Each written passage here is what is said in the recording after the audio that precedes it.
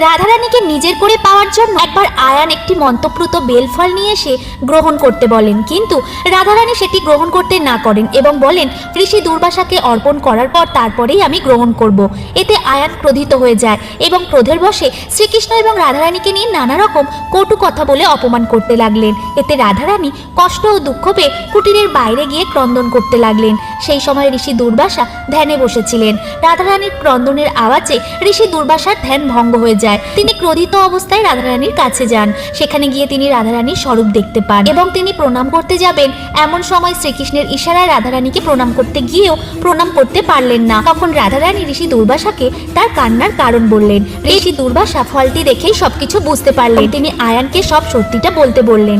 আয়ান সব সত্যিটা খুলে বললেন। তখন ঋষি দুর্বাসা অভিশাপ দেন যে যেই কারণে তুমি রাধাকে ফল খাওয়াতে যাচ্ছিলে সেই কারণ নিয়ে তুমি রাধাকে স্পর্শ করলেই তুমি ভস্ম হয়ে যাবে।